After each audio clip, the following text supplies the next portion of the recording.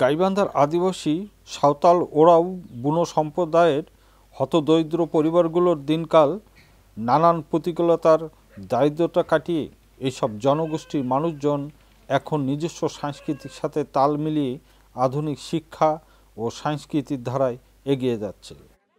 সব পরিবার থেকে বাচ্চা এখন স্কুলে যাচ্ছে, স্কুলে কিন্তু সমস্যা হয় না। আগে থেকে কিছুটা এখন বাচ্চাগুলো এগিয়ে গেছে, যেমন স্কুলে বাবা মামা স্কুলে পাঠায়। সাঁওতালদের মধ্যে অধিকাংশই খ্রিস্টান ধর্ম হলেও কিছু কিছু হিন্দু ধর্মের বিশ্বাসী সাঁওতাল পরিবার তাদের আদি সাংস্কৃতিক এবং ধর্মকে টিকিয়ে রেখেছে। আমরা আদিবাসী সাঁওতাল সম্প্রদায় এবং এখানে প্রায় 27টা পরিবার আছে, একসাথে আমরা আছি।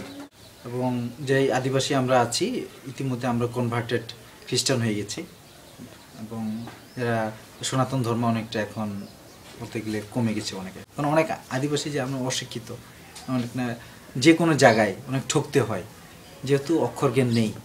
এই খ্রিস্ট ধর্ম গ্রহণ করে অনেকটা বলবো আমাদের সাঁওতাল কমিউনিটি অনেকটা এগিয়ে গেছে শিক্ষা দিক দিয়ে। তারপর তাদের জীবন মানে যে জীবিকা তাদের অনেকটা পরিবর্তন হয়ে আসছে। আগে যে কৃষিভিত্তিক ছিল এখন অনেকটা এখন তারা শহরমুখী হচ্ছে এবং শিক্ষা গ্রহণের প্রতি তারা আগ্রহ অনেক বাড়তেছে তাদের। তো আছে অনেকজন যারা অনেক সচেতন এবং তাদের ছেলেমেয়েরা অনেকটা এখন লেখাপড়ার দিকে অনেক এগিয়ে গেছে, মনে করি ভালো আছে তারা। 1991 সালের আদমশুমারি অনুযায়ী উত্তরাঞ্চলের আদিবাসী সাঁওতাল ওরাও পরিবার ছিল প্রায় 6000। তবে এখনও গাইবান্ধা জেলার সাদুল্লাপুর ও গোবিন্দগঞ্জ উপজেলায় নানান প্রতিকূলতার অবস্থার মধ্যেও টিকে আছে 250 ওরাও পরিবার, 5500 সাঁওতাল এবং 2300 বুনো পরিবার তাদের আদি সাংস্কৃতিক আঁকড়ে বসবাস করছে। তবে সামাজিক বাধা বিপত্তি আর দারিদ্রতার বৃত্ত থেকে বেরিয়ে অনেকেই এখন লেখাপড়ায় ঝুঁকে পড়েছে। তীর ধনুক ছেড়ে হাতে ধরেছে বই খাতা আর কলম।